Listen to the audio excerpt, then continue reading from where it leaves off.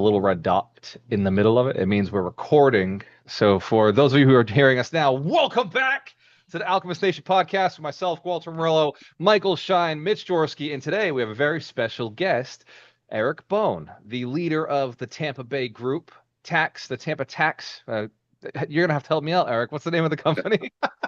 Tampa Bay Tax Group. Your head was in the middle of where we're at. And for everybody who's listening, why would we bring a tax guy on? Well, one, it's not the reason you think. It's actually because Eric Bohn has over 5,100 apartment units across 2 major states, and he's developing 3,000 more in Phoenix, Arizona. So it's a really relevant conversation for us, but he also owns a tax business. I know there's a lot of people wondering if that's how you become a successful operator. So we're going to dive into it today and find out if that is the secret or if there's something else to Eric Bohn's success. So Eric, thank you for jumping in, man. How did you find out about Alchemist Nation in the first place? So actually a friend of mine said, hey, there's this networking thing going on in Tampa. You should come. I know the guy that runs it. Which was you. So it's like, okay, yeah, sure, sure, Rick, I'll show up. Why not? I'm free that night, and got connected with you, got connected with everyone else there, and I started attending those meetings. I've for a number of years, I've always enjoyed going to my local RIA meeting, just making connections, seeing what I can learn, seeing if I can get back, and that's walked in the room, and there you were. And since then, we've interrogated you at the summit. We've interrogated you in front of rooms. We've had you speak at our events. You do a wonderful talk on the topic of return on equity. And I used to think I was the best at speaking on it. And then I saw your PowerPoints and I said, wow, those are factors I never even considered into return on equity. So you took the education to another level. And unfortunately, you're going to be traveling this year at the summit. So I said, we got to get him at least on this podcast so we get some more knowledge and information into the world. So you're doing a little bit of traveling right now. And I said before this, I wasn't going to ask you about the RV and what you're doing, but as somebody whose ownership of property, I believe is over 800 million, like 2 years ago, the last time we really, chopped it up and talked about numbers, you got to be over, inflation occurs, right? So what is the value of the portfolio right now? It's conservatively worth a little over $1 billion right now. Now, that's just not a little to over say that it's not levered, because it is levered. I am a huge fan of using leverage. So, I don't want to throw that number out willy-nilly, without saying, yes, it is highly levered. So what you're saying to me is that you used debt. So for anybody who's listening is like, what does he mean by levered? You're talking about debt. You're talking about borrowed Correct. money from the banks, from institutions. And you wouldn't be here where you are today without debt. Is that a safe assessment? That's absolutely a safe assessment. Okay, so why don't you just pay off everything? Why didn't you just decide when you were at 100 doors? Why didn't you just decide to pay everything off? Like, what made you say keep scaling up? Well, so it's a number of things. First off, it's the go big or go home mentality. It's definitely something I have. I kind of always have had that. Let me shoot for the stars, and if I only get to the moon, hey, I got to the moon at least. I love that you said that. That's just kind of something that's in my DNA right there. There's a lot of people who tell me if you aim at the moon, there's a good chance you'll land among the stars. I've heard it that way, and I think the way you said it is more accurate. Like, astronomically speaking, the stars are way further than the moon, and the moon is still a great place to go. It is. And if you're someone like Eric, Elon, you can go farther than that to Mars. So where is most of your portfolio held right now? Most of my portfolio now is in the state of Texas, and I also have some holdings in Michigan as well, which is where I'm originally from. Now that brings it 2 points. Why Texas, and then why Michigan? Sure. So 2 reasons. Michigan, because that's where I was from. Started investing in my own backyard. You invest, especially when you're starting out, it's generally best to invest what you know, where you know, with using your local network and the people that you know. Why Texas? Why did I make that switch over there? It all has to do with, quite frankly, environment. Texas is known for being very tax friendly. It's known for being very business friendly. A state with a lot of growth. You look at the demographic shift. given Michigan and the cold, awful winters they have there, which I had them lived there for over 40 years, so I can't say that I'm any stranger to them. But moving from an environment like Michigan, which is a traditional a blue collar state, which part of the reason where I learned my work ethic from was, that whole Detroit hustles harder type thing going on. Learned that, but in moving from a state that is traditionally not as business friendly, not as tax friendly, to investing in a state that's very landlord friendly, very business friendly, very tax friendly, it makes growth easier to happen. If you put yourself in the path of progress where people are moving to, you're more likely to have success. So for me, it all comes down to how can I position myself ahead of where everyone's moving. I think that's really important in business. I think it's really important in investing. So you mentioned Michigan is where you came from. There was hustle there. I know a lot of things about you because you and I have had a lot of conversations over a couple of beers at the networking events in Tampa. You don't live in Texas. You I do don't not. live in Michigan. You Mhm. live in Tampa. You live in St. Pete. So Yeah, correct. you used to drive 30 minutes, 45 minutes to come to the networking events in Tampa. So that speaks to the volumes to how important you see networking and contribution. But there are things about you that I know that most people don't know about you. And one of them being that you were flipping not 100 houses a year, not 200 houses a year, but a surplus of 200 houses a year, not for 1 year, but for like consecutive years, a lot of years in a row. How did you go and do that? Like Sure. how did you flip more houses in a single year than I have flipped in my entire lifetime? It all comes down to systems, and I think we have to get into the why was I flipping? Well, because I knew I wanted rental properties. Well, what do you need to buy a rental property? In most instances, exactly money, unless you get really creative, and not saying you can't buy, you can certainly buy properties, being very creative. But if you want to quickly scale, you need big chunks of cash. If you get very good at something that produces big chunks of cash, like flipping, you flip 3 properties, one of them pays taxes, the other two, that goes into the bucket to buy a property. So I built systems. I wanted to design that system because any business that I build, any investment I make, any team that I build, there are certain things I always look for. Number one is, let's define what it is we're going for, because I'm a huge believer that you get what you manage for in life.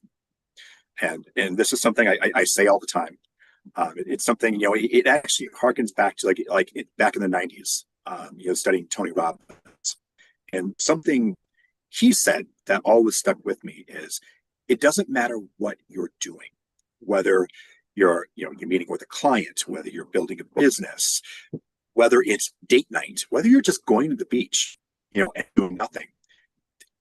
The goal is X. The goal is, I'm going to go to the beach and have fun, and we're going to have as much fun as possible. I'm going to meet with this client, and we're going to knock out X, Y, and Z. It's living with intention. So taking that to investing is like, okay, what do we need to do? We need chunks of cash. Okay, so we need to build a team that does that. Okay, great. Well, if I'm going to buy one house, I have to look at probably 20 to find one that's at least 20 to find something that's a good buy. Well, there are only so many hours in a day. So how can I duplicate myself or replicate myself so I can look at more houses? Build a network, talk to wholesalers, talk to realtors. Hey, when you go on that listing appointment and you have a house that's in bad shape, maybe it'll be very hard to sell it to a conventional buyer. What if we buy it for you? We can create a win-win. You're the money, you can kick the commission, we fix it up, and when we go to flip it, you list it. Well, gee, now that realtor has 2 commissions. One when they sell it to us, and one when they sell it for us. It doesn't take long for word to spread that, hey, this guy will actually pay you. So now what have I created? I've created a lead source. Every flip that we do, we debrief what went well, what didn't go well. okay, these things did not go well. And the biggest things we had trouble with initially was scheduling contractors. Because when you're a small guy and you have a plumber and you have an electrician, well, that plumber might be working for two other builders doing 20 houses a year. And if he's doing one for you, who is he going to prioritize? Obviously, where the money is. Makes sense. So what do? You build your team. Say, okay, we have 20 houses for you. Okay, next year we're going to have 40 houses for you. Now you start building your teams. And when you have those guys that are consistently yours, and you have project managers very, very tightly scheduling, the electrician and the drywall and everyone else, now you go from, man, it took me 5 or 6 months to do this flip where it was down to the studs, to 6 weeks from the time we closed to the time we sold it. We did a complete down to the studs rehab. Down to the studs, new electric, new plumbing, new floors, new kitchens, maybe change the floor plan. And that was done in 6 weeks. Well, now we're very efficient. 6 weeks. In 6 weeks. Now, is this theoretical? Are we just talking theory? No, this is what we actually got down to. This is what we got down to. By continuously debriefing and figuring out, what are we doing wrong? What are we doing right? How do we do it better next time? And it's just that consistently, what can we do better? What can we do better? What can we do better? Where can we shave time off? And when you're borrowing money, if you're borrowing money for 6 weeks versus 6 months, well, obviously you're paying a lot less interest with that 6-week loan than that 6-month loan. And investors like to not just get a return on their principal, they like to get their principal back. Because we make our money on the points. Exactly. So the more loans you can get from an investor, pretty soon, if they hear about a property that maybe someone else couldn't take down, they're like, hey, the house on Main Street, let me tell you about it. By the way, I'll lend you the money on it. I've had that happen and it's just from establishing relationships. How do we set this up to do it as quickly as possible, as efficiently as possible? And then the compensation of the team has to reflect that as well, because people always work in their own best self-interest. So if you reward them so that their best interest is also your best interest, that team is going to work for you and work for you efficiently. We're diving into social engineering here, right? If you build your business in such a way where a person naturally has incentives to grow and move forward, and you make it very clear, you gamify it, so it's like you can keep winning if you move this direction. That's pretty amazing. Eric, what you're describing all sounds like obvious. It sounds like, oh, this is obvious. Like, of course, that's what we should do. Why don't most investors ever hit 200 plus house? Why don't most investors ever do 20 flips in a year? Like, let's just let's call it what it is. You were doing 10 times what I think even great operators are doing. Lack of systems is the biggest thing. Yeah, a lot of people think they can handle it, and they can't. The biggest thing I think anyone can do is, once you've completed anything, is debrief. And I use the word debrief. There's this book that came out back in, I think it was late 90s, early 2000s, Flawless Execution. And if you haven't read it, I strongly recommend that you do, because name the book again? Flawless Execution. Flawless Execution. Okay. Gentleman that wrote it was a retired fighter pilot, and he talked about how the military plans anything they do. And he's like, the first thing to do is they plan for it, they brief the team, they execute, and they debrief. You talk about your wins, you talk about your losses, and you talk about what you can do better. So next time you do it better, and you do that for a whole host of reasons. Number one, it brings everyone into the conversation. If you bring everyone in the team into the conversation, they feel important. And having that buy-in on the team is vital to success. Having everyone briefed on, this is what we're doing and this is why. Because let's face it, I don't know what you know, I don't know what you don't know, and vice versa. But if we're going to communicate, we're doing X, Y, and Z, then it makes sense to me that, okay, great, I have buy-in now. We know we as a team are moving forward to do this. book is great. There's just a lot of great stuff in there that I've taken. I've ordered the I book. re- I just ordered it. It's done. It's highly rec- coming in. highly rec- highly recommend you read that book. Just talks about how do you build. You have the organization that you build. It's so Mike, Mitch, Decide what those standards are from the get go. I've been dominating the questions here, so you guys can cut me off at absolutely anytime. Anytime you want to jump in and just ask Eric a question, except for right now in this very second. Go ahead, Mitch. What do you got? You could tell I was ready to ask something. Well, I actually wanted to kind of take it another step. And I mean, I feel like I know the answer, but you know, through that debriefing is essentially probably how you created your system. So were all the systems you put in place literally built from your experiences from your flips as you went, or were there some existing principles or existing systems that you got elsewhere that you were able to implement? Great question. Much of what I learned was School of Hard Knocks, doing it wrong. And then like just realizing, okay, I need to do this better. But to answer your question, I did get some of these ideas from other people I met, generally through networking events, people that were successful flippers. Hey, how do you do it? Can I take you out to lunch? Can I buy a cup of coffee? Can you buy you a beer? Just have a talk. That was probably 25% of what I learned. The other 75% School of Hard Knocks, doing it wrong and learning. It's accurate and it makes a lot of sense. I think Mike and Mitch, you guys can agree with me. I've also found, Eric, that I'm hiring private consultants now to manage properties for me, and I'm just in their updates with me. I'm like, wow, you're doing things way better than I'm doing them over here in this other portfolio I self-manage, and I'm taking a lot of what I'm learning from guys I'm paying. It actually reminds me when I first started just in real estate, I would hire a plumber to come in and fix a thing I didn't know how to fix. And I'd stand right behind them and I'd learn how to do it. And so the next time that thing Yeah, happened, I went and I done would that. fix it. And so have you found that there were people that you hired that you actually learned from as well? Oh, all the time. All the time. You can't be so ego driven to think that you know everything. You have to stay humble, because when you stay humble, you learn. I try to stay humble for that very reason, because I don't know everything. I can't know everything. There are a lot of people out there that do a lot of things much, much better than I ever can or will. So I try to learn from everyone at every opportunity. It's important to learn from others. It shows in your personality too. I've seen it in your interactions and conversations you've had with people. I've seen you interact with Vinny Chopra, and both of you are very curious people, very humble people. So you're talking to each other, and for me, I'm watching. I'm like, who's teaching who? Who's learning here? Like, I'm absorbing everything, but look at this conversation go.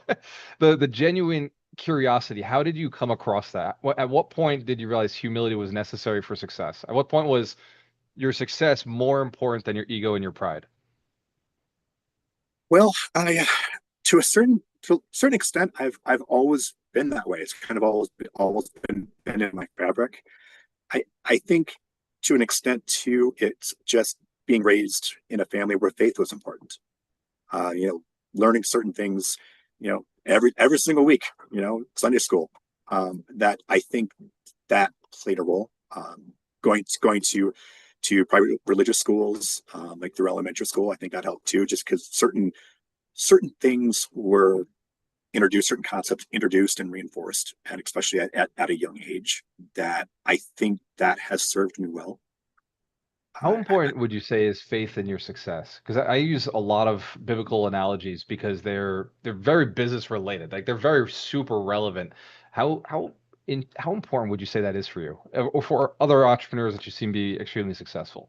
I think it's very important. And the older I get, the more I realize the importance. If you had asked me that same question 10 years ago, 20 years ago, 30 years ago, it would have been different, my answer. But the older I get, the more I experience, the more important having faith is to me. I think I just realized, like, hey, yeah, there's this kind of this guidebook that, by this guy called Jesus, and he has a couple of good things going on in here. I recommend you get that book if you don't already have it. Amazon sells it. It's a great book because it comes with many little books inside. Yeah, exactly. It's a collaboration. So Eric, I want to get back to this idea of multifamily. So you started off flipping because you wanted multifamily. Who dangled that in front of you first? Like, did you just come out of your mom's womb and you're like, I know as soon as I can hold a hammer, I'm doing flips, and then one day I'll own rentals? Was No, there a not moment not in at your all. life where it was just like, this isn't working, I need something that works better? Was it a girl? Like, what caused you to be like, I've got to get passive income, or I've got to make this thing different from how it is today? Well, so I had started flipping with a couple buddies of mine from college originally, and we had some limited success there. We were flipping some properties, and we got a few rentals under our belts, and we were managing them, and yeah, we were making chunks of cash, uh, but it wasn't anything too crazy. And there were four of us, and so we were splitting everything. And then you go a few years down the road, and as you continue to network with other people and you see what's possible, I was like, huh, okay, we need to do something a little bit different here. And then I sold a rental, and I had a very, very, very large capital gain, which I later learned could have been avoided had I done a 1031 exchange. Now, when I first went to college to be an engineer, I didn't finish the engineering degree. I actually dropped out for a few years because I was doing the real estate thing. Dropped out for several years, but then went back to get a degree in accounting. Got a master's in tax as well. Well, hold on. You went to school for engineering. You said not for me. Got into real estate.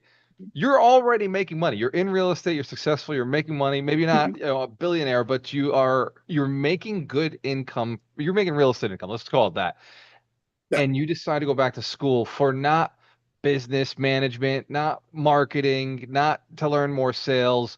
tax accounting specifically. Right. You didn't go to become an architect or a Mhm. structural engineer. You said tax accounting. Explain why tax accounting?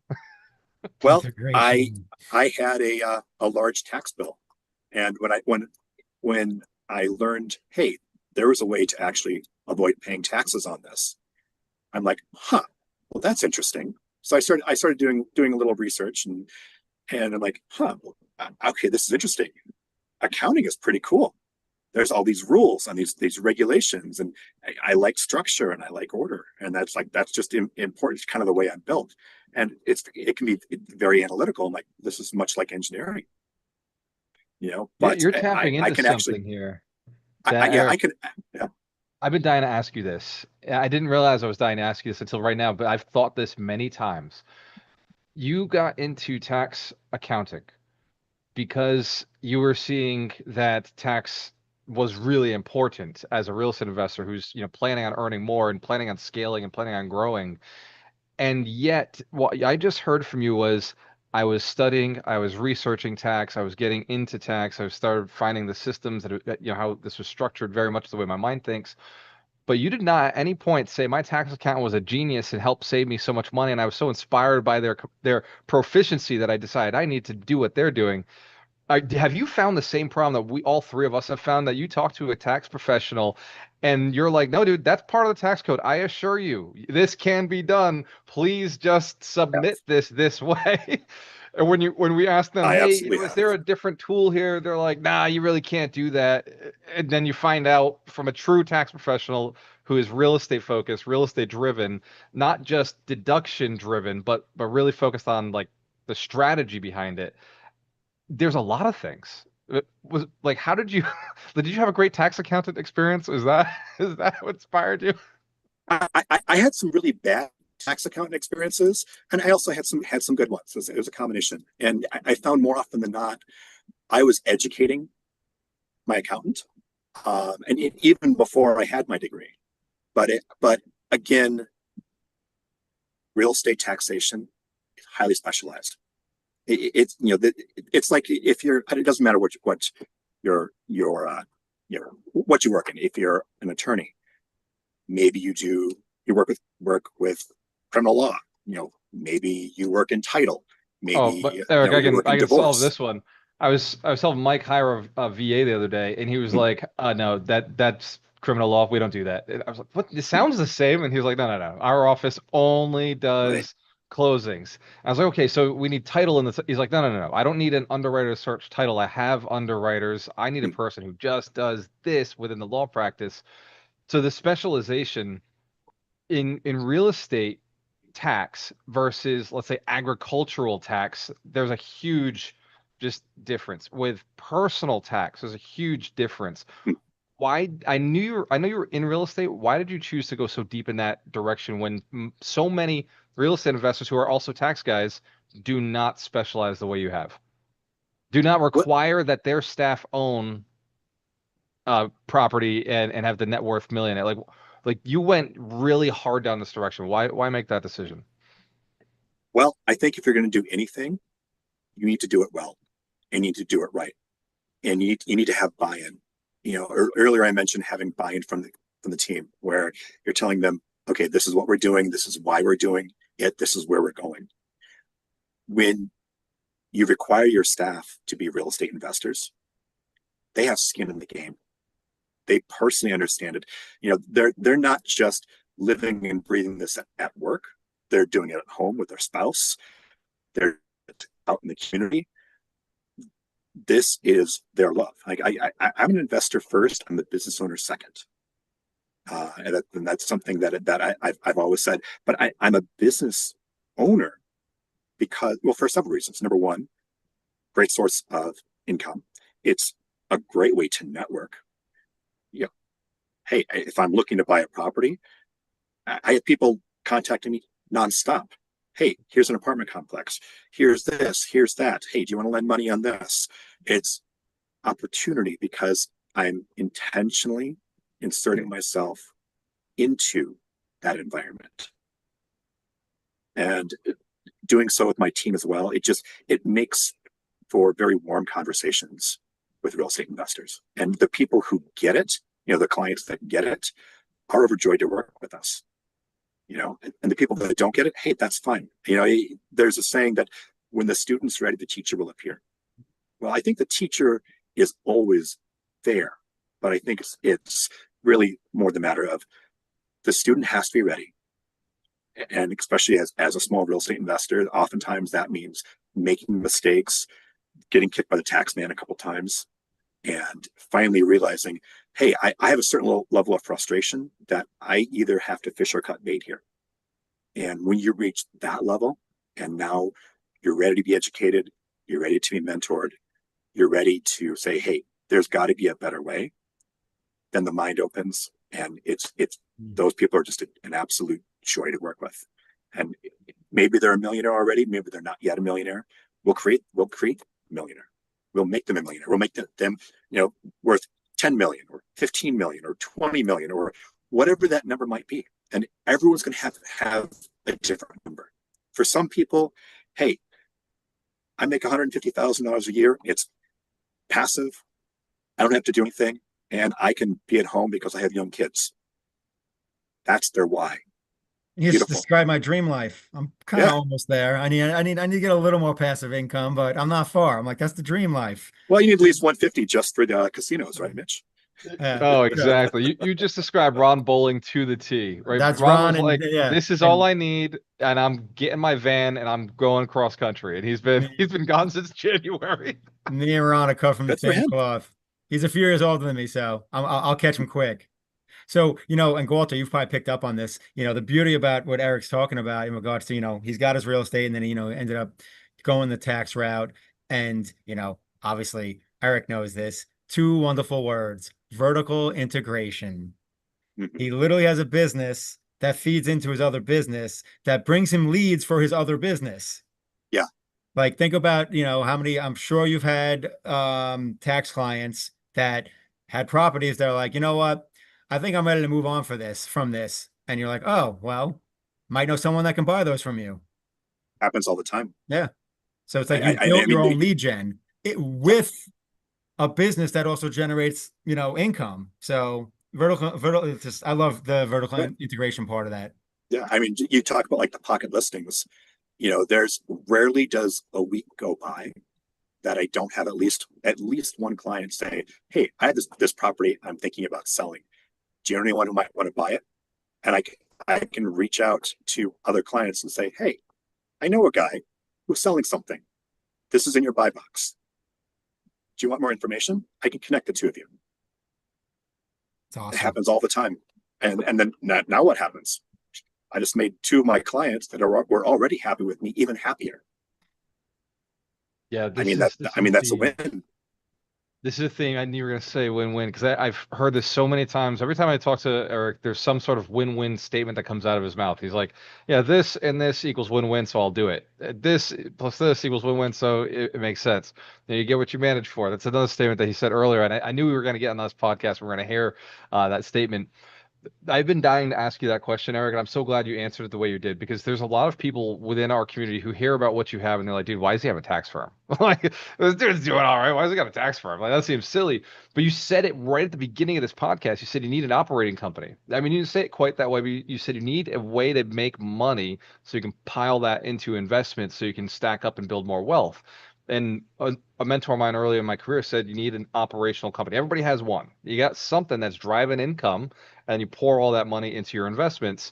In that philosophy, you've brought those, like, really, you've scaled up the tax team. It's not a small tax team anymore. But even when I met you, it was like 9, and I thought that was huge. And then it was 13. I was like, wow, he's still growing. And then recently, you were like, it's 20 tax. Yeah. I'm over 20 now. Over 20. Yeah. Why keep growing the tax firm? Well, why not? It's a better question. Out there. There are people out there who need our help. There are people out there who want to grow. And some people might be just starting off. They might be 25. There are also people that are in their 50s and 60s that are looking to retire, that are looking for other ways to do it. Like passive cash flow. Maybe that's investing in multifamily. Maybe that's flipping 3 homes a year. Maybe it's talking about private lending. There's a huge demand for that. And when you look at the world of public accounting, just in the last 5 years, approximately 40% of the CPAs in this country have retired. We are not graduating enough accountants to replace them. So there is a huge demand, and a huge demand specifically for quality service. Yeah, it's interesting because you do more than, and that's the key right there. You do more than just taxes. You do deliver the quality service, but there's services you provide that other tax consultants don't provide. And not to make this all about tax, but the shift from just doing taxes to private consulting and like planning out a year in advance, planning out multiple years in advance with a client, actually having a spreadsheet where they're able to see, well, if we do this, this happens.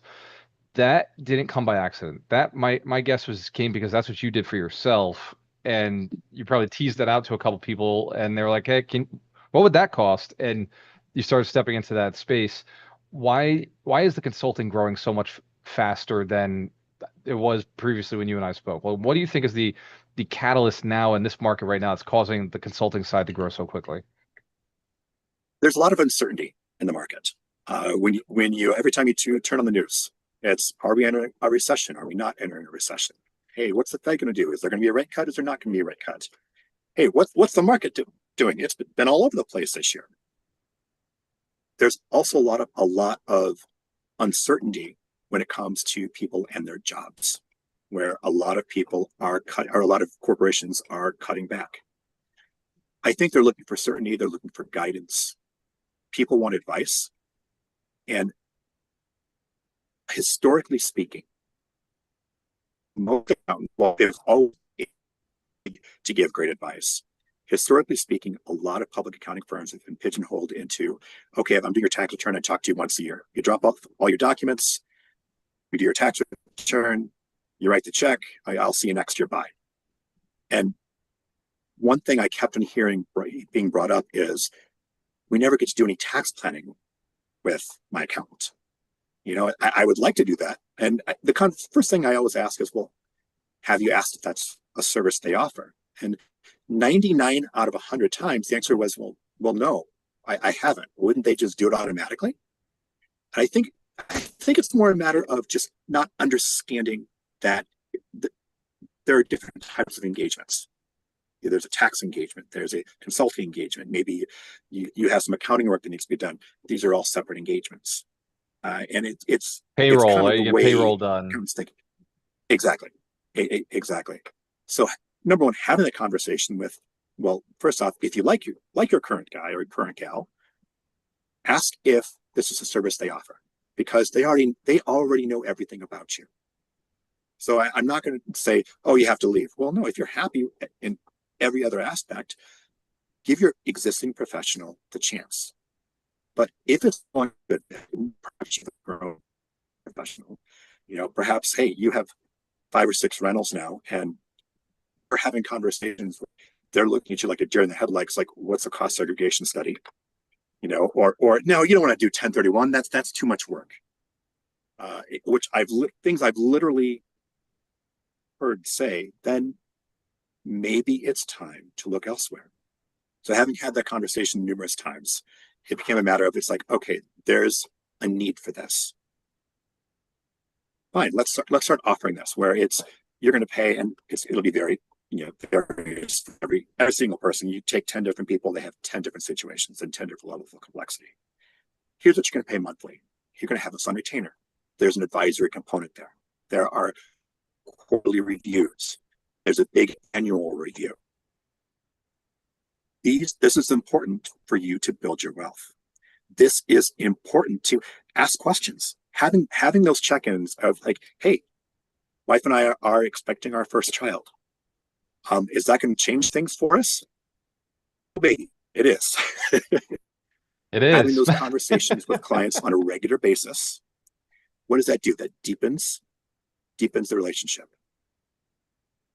You have that great quarterly meeting with the client. They're at the water cooler the next day, and they're talking about it. And boom, you get a referral. The consulting side is literally marketing. It is the referral side of the business. You're touching exactly them more often. It's marketing. More value. Wow. It's marketing, which drives the business, which drives more leads, which drives the growth, and produces duplicatable, repeatable monthly revenue.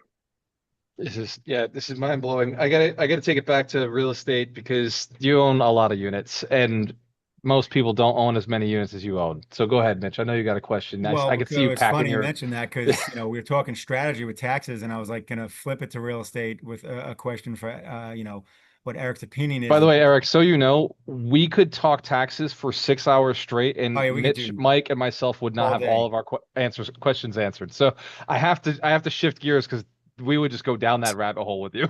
100%. And it's funny to wrap that up. It's like, listen to Eric.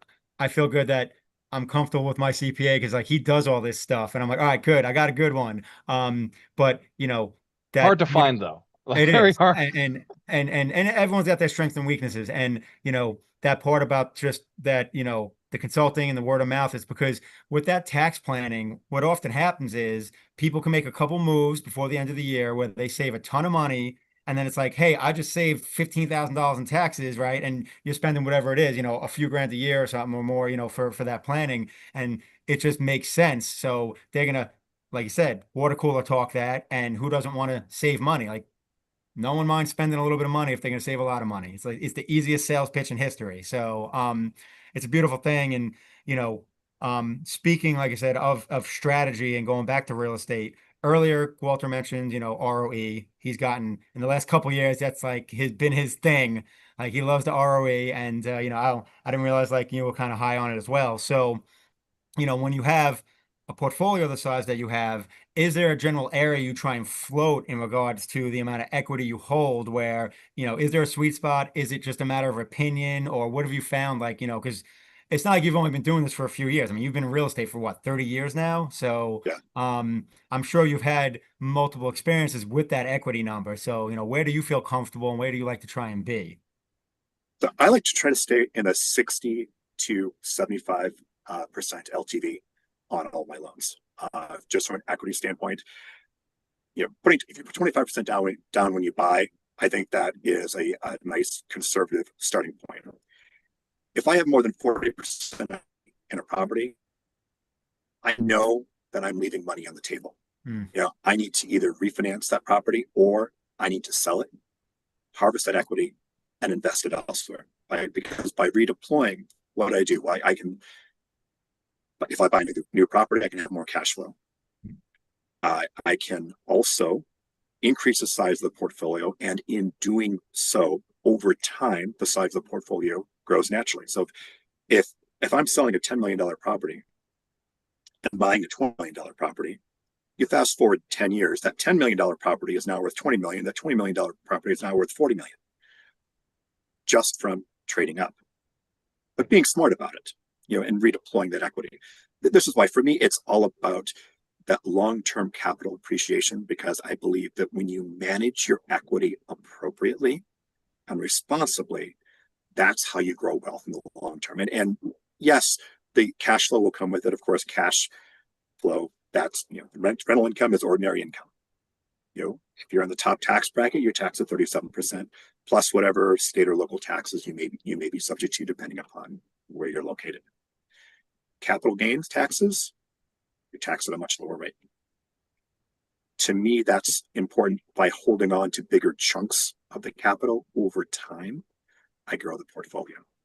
So, but yeah, that 60 to 75% range, that's where I like to stick. That's where I feel comfortable with. Okay. I mean, and really, and you said the word responsible earlier, and that's something I believe in. It's like, responsible leverage, because it's just like, and you obviously, were fully invested in 2008 and went through that storm. And it's just like, I'm sure you saw it. Most people that couldn't weather that was mainly because they were over levered. Like they just had too much leverage and they couldn't, ride out the storm. So, responsible leverage. And yeah, I know that's like Walter, me, Mike, like that's kind of the same range we try and live in, and same thing. It's like when you start creeping towards like, all right, I got 45, getting to 50, but it's like, all right, I got to do something with this money.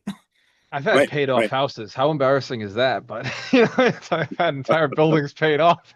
It feels like a good idea when you first start in real estate. But it seems like a good idea in the beginning. It does. Absolutely it does. Because you're like, oh, hey, I paid it off. Look at all this cash flow. And what they don't realize, if they don't study taxes or they're not working with someone who intrinsically understands all the pieces of the puzzle here, is no, by redeploying this, you can move into something larger. We can do a cost seg study. We can eliminate your taxes. There's a lot of different things we can do here. And, it's like, if you only have a hammer, everything looks like a nail. But if you have a whole big toolbox full of every tool imaginable, well, now you can build a whole house rather than just hammer and nail. We've mentioned cost seg a couple of times. I have to point out, because the way you just brought it up, I had a condo that I bought for $35,000. It was worth $200,000 at a certain point. Now I had it paid off, and embarrassingly enough, that's $200,000. I sold that condo. I bought a $800,000 building. Now here's what's crazy. The entire time, the entire time I owned it, I was getting about $900,000 of depreciation on it every year.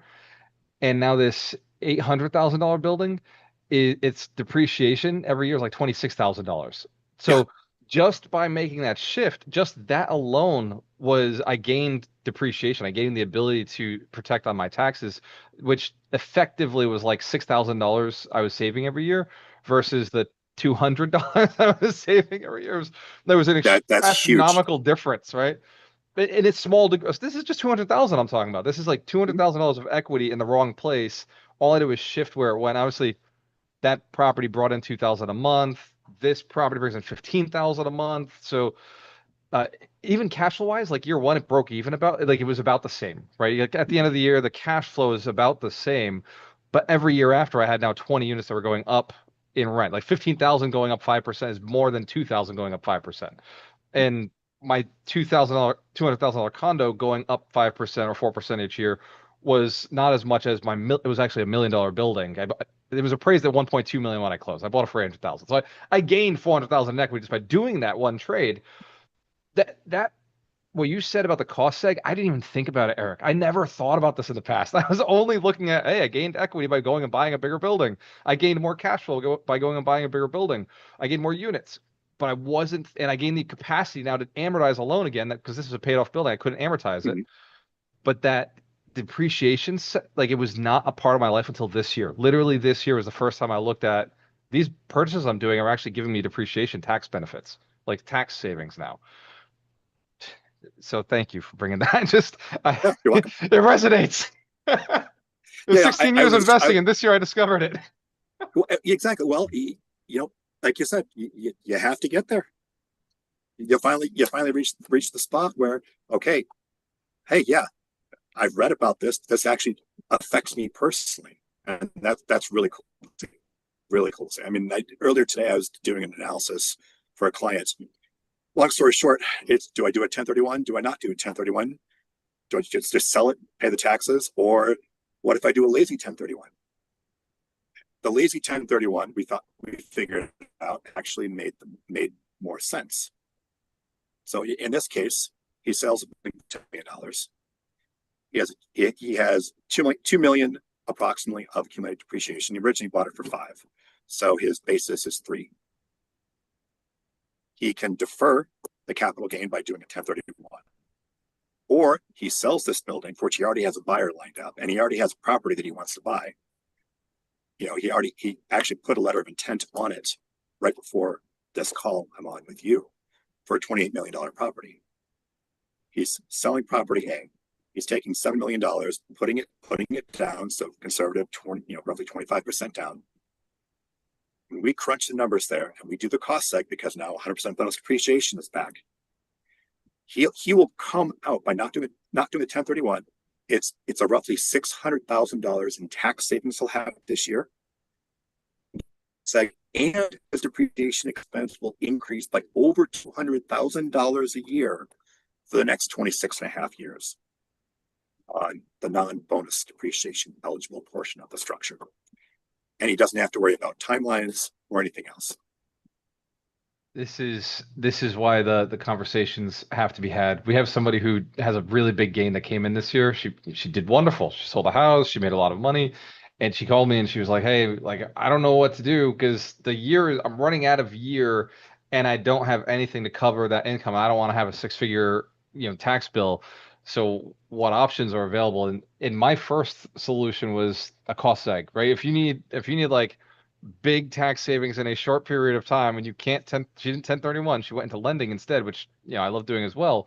So she paid the tax, she went to lending because she had a failed 1031. That's what it was. The 1031 failed. She was going to 1031. She was going to buy something else, and ended up failing, and now she's got a tax gain, and she's like, "What do I do?" I was like, "Well, my first thought is cost seg, right? That's a play that's available."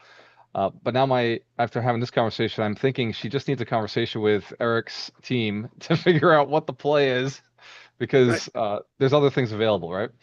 Oh, absolutely. I mean, she sold the property this year, failed 1031. Hey, buy something else this year. Cost seg it. If it's large enough, you can offset the capital gain, offset the depreciation recapture, potentially break even or come out ahead. I like this because it's a tool that syndicators use. You hear a lot of the syndication guys use it, and so I always thought, okay, buy into something with a levered loss or buying something with a tax loss, something like that. They're going to cost seg. Now I get this loss at the beginning, but you can do it in your own deals. You don't need to go into a syndication to gain access to the benefit of a cost segregation. It's available very true to a rental property, right? Yeah, you can do it yourself. For some people, syndications are the right way to go, but they're not always the right way to go for everyone, and you don't have to go that route if you choose not to. If you retain the control over the entire deal, maybe it's better for you not to go the syndication route. It's cool because there's a lot of options out there, and you've covered quite a bit, Eric. I want to go back to the very beginning. You got into real estate to buy rental property. You flipped. You built a tax business. You were building rental properties. You scaled up. You shifted to Texas because of demographics. Why are you developing Phoenix? I'm not a developer, right? I'm not a ground up guy. I've always said, like, if the structure's there, I can make it better. If the structure's there, I can make it better. I'll put tenants in, I'll fix it. I love management issues. Why are you doing new construction right now? And why at such scale? Why at such great scale? 3,000, you're going from 5,000 to 3,000, 8,000 units, but 3,000 new development. Right. So when it's 3,000, it's a combination of new construction as well as rentals. So it's not all multifamily. Yes, the multifamily is a portion of that, Multifamily will be approximately 1/3 of that, and that'll be built in phases. And I like building in phases. To me, it's more conservative. I can be more adaptive to market needs and market shifts. I think that's very important because it allows better use of capital, and I can earn out some of the funds that we're going to pay in this investment. Part of that development is we're building condos and townhomes, and a portion of those condos and townhomes will be 55 plus. Well, there are some local tax credits available in doing so. So we're going to take full advantage of that. We're also looking at, as part of that is going to be an RV park as well. Now, why Phoenix? Part of the Sun Belt. You know, it's fairly business friendly. It's fairly tax friendly. People are moving there. When I look at what's happening to rents in different markets around the country, Phoenix is starting to rebound. You know, and I see greater growth potential there than in some other markets. Like I look at some markets in Texas, like Austin, for instance. Austin's really getting battered. You know, I have properties in Austin, but you know, we're seeing rent decreases there. We're seeing, you know, vacancy rates go up. Where for years we were like 1 to 2% vacancy. Now we're creeping more towards a 5% vacancy rate. What kind of concessions do we need to give? You know, and that's part of the operations game. And we're talking about the number one market in Texas right now. We're talking about what everybody would consider, you know, Austin. That's the hot market, and you struggled in that market recently. Phoenix, you're seeing the rebound. I need to know more about the 3,000 units, because all I've heard from you is 3,000 units, 3,000 units. I'm in my head, I'm like, he's building like 10 300 unit buildings, but this is far more detail than I've ever had the moment to sit down and have this conversation with you. So explain the rest of this. Sure. So we have, as far as the multifamily goes, it's 5 phases, each 200 units. Bring on one at a time. The condos and the townhomes, that'll be 1,500 right there. Okay, that brings us up to 2,500. The RV park, we're still in the planning stages with that, and there's some entitlement work that we're going through at the moment in permitting. So as far as, will that be the full 500? 500 is very, very large for an RV park, especially in an area like Phoenix, where it's very, very hot in the summertime. Great in the off season, but very hot in the summertime. So maybe we'll go smaller, 200 to 300 units there, and then the additional land develop into something else. You know, maybe that's additional houses. Maybe that becomes a smaller multifamily. That's up in the air. We have options there. Part of it's also going to depend on, as we go through the whole entire planning process with, you know, the local government people there. We have to have options open to where we can pivot. It's like, this is plan A, this is plan B, this is plan C, knowing that we'll probably get a combination of all 3 plans at some point in time, depending upon what the local government officials want. And this is not something that's going to be built out in a year. This is something that's going to be built out over, realistically, the next 3 to 5 years. Oh, this is cool. This gives me a lot more perspective. I want to be very conservative about it. Want to earn out as much as possible. And then multiple chunks of cash flow. Okay, there's the passive cash flow from the rentals. There's the chunks you get, you sell each condo or town. You know, it's not just I'm putting all my eggs in one basket. This is a very interesting approach. I know a lot of developers who will go and develop 3 buildings all at once, but it's the max of their capacity. They have no cash flow, and they're stretched out for 2-3 years with no inflow coming in other than they're taking draws from the bank. They're basically paying themselves from borrowed money. What you're referring to is you're going to get cash flow. You build those multifamilies for cash flow. You're going to sell some of those houses for cash flow, and you're going to continue the development through the stability of the more multis you build, the more cash flow, the more stability you have. The more single families that you're selling, those townhomes you're selling, the more cash flow, the more chunks of money that you've actually built up. It's a self-sustaining business. You're not committing to everything all at once and then one big tighten the belt for 5 years. We're going to do little chunks, feasible, reasonable chunks, and continue. You're also the first person I've ever heard say, yeah, we're just going to do a 200,000, really small. We're going to start really small a $200,000, a 200 unit building, or just a 200 unit Yep. building. I love it. There's one more thing you did Yep. that blew my mind was you were like, yeah, I have like this was back when you had 3,400 units. You had like around 3,000 units, and it was across I think 9 or 13 sites. That Mhm. was it was mind blowing to me because I currently manage I think it's like 12 sites, but it's 500 units.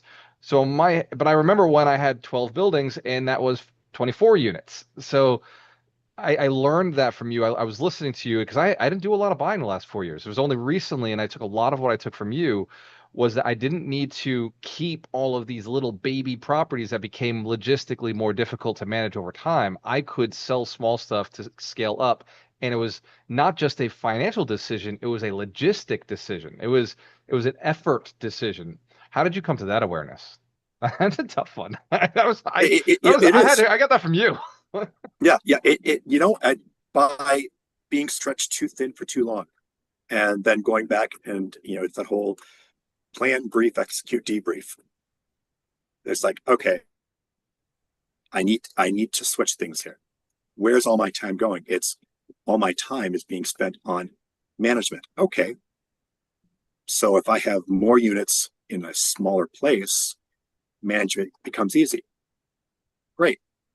So going forward, if I'm not buying anything smaller than 300 doors, what does that do? That property will support on full-time on-site management, full-time on-site maintenance. What else does that do? Well, now we get into marketing through maintenance, which is something that I've always been a big fan of.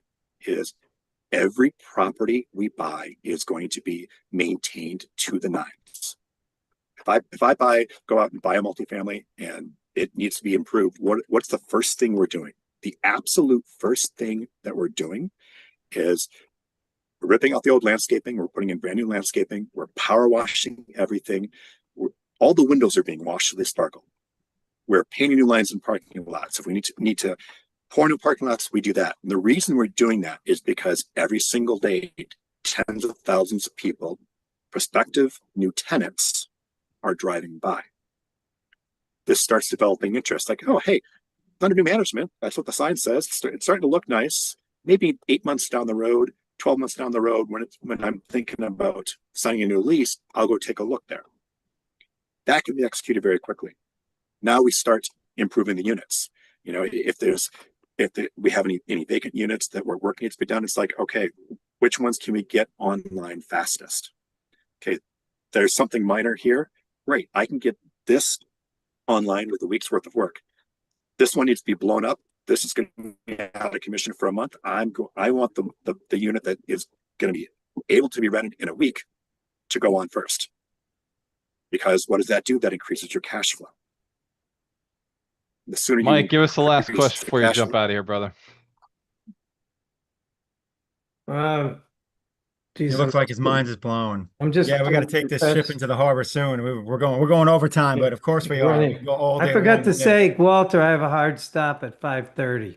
All right, so this is gonna have to be two continued. Eric, I also have that same hard stop Yeah, the same obligation that hard he has. stop. So you were literally just driving right into the topic that is in my heart right now. So Mike, give us a final question before we jump out of here. And actually, Eric, how does somebody find you? I'll do all that after you jump out of here, Mike. Mike, give us a Sure. final question. so if you have someone who has, say, 50 units and they knock on your door because of a referral, what is that? And they say, I want to get to 1,000 units, for example. What does that look like? Does your company, I mean, consulting do that? Do you have people that you? Yes. So here's what that looks like when we get that kind of You can contact jump, from Mike. someone. I'll tell you They've what been his referred answer is over. later. When they get referred over, the first thing we do is Thank you, Eric. Really nice to meet you. Yeah, it's You too, awesome. Thanks. Yeah. First thing we do is Very we have a good. discovery call with the client, where we review their needs. We're also going to review the last few years worth of tax returns, and we're going to have an in-depth conversation. And that in-depth conversation is going to include things like, what are your goals financially? Where do you see yourselves now? What are you frustrated with? What is working well for you? What is not working well for you? And by asking those questions and diving deep, because most accountants are not asking those questions, we're able to pinpoint where the pain is. When we know where the pain is, we're able to better identify opportunities for growth for them. We're able to introduce them to other people in our network, and we're able to sit down, look at their portfolio. It looks like, here's how it's performing, here's how it can be repositioned, here's what the numbers look like. Now, based on these numbers, here's what you can do. Let's put together the plan, and then let's execute the plan. But we have to make sure too, you have full buy-in and your spouse has full buy-in, because you cannot do this by yourself. So, everyone in your life, in your family, we need buy-in from them too. And we have that. Great, let's move forward. If it's a matter of you want to do one thing, your spouse wants to do another thing, which happens all the time. And Yeah. a lot of people have different limiting beliefs. And, hey, it is what it is. It's human nature. And more often than not, the limiting beliefs are based on fear. Oh, 100%. I mean, and I'll speak from human nature. experience on that. And, and I'm pretty sure Walter was qualifying questions before he met Darina, and probably even when he met Darina was, do you want to invest in real estate? I think Are we going to the top or not? Because I'm going to the top. No, but you're not wrong, because, Important. I've seen it too. I mean, I host a local meetup down in, South Florida, and I know people that they want to do more, but their spouse is not into real estate. They're not on board. And it's just like, so they kind of feel stuck. And I'm like, I don't really know what to tell you. Like, if that's, that's a limit that, you can't do too much with if you can't get them to buy in. So you just, do the best you can otherwise. But, as far as doing things, my final question is really a big why. And my thing is just like, all right, you own a bunch of units, you got the thriving tax practice. Obviously, financial freedom is already something that's been attained. So then why are you doing anything else? Like, why are you still doing everything you're doing when you kind of don't even need to? Before you answer that, for everybody who's listening, so Eric has run 50 marathons. He's 50 years old, so he's run a marathon for every year he's been alive. This year, he's running the seven world world marathons. He has two dogs that literally save lives and they're search and rescue dogs. Like, he goes out and he search and rescue. By the way, Mitch, I don't know if you know this, but when the Twin Towers went down, while you were there, Eric came afterwards with his dogs to actually search and Oh, rescue. wow. So he flew in to New York. He was there for 2 weeks, like actually helping out with the search and rescue. That's good Like, stuff. these are facts about Eric. So beyond just his real estate goal. So continue with the question, Mitch. I just want to make sure that there's a lot of context into the human Yeah, the being additional, I mean, that context was awesome, but even just the real estate and the tax thing was already enough. Now you just like made it ridiculous.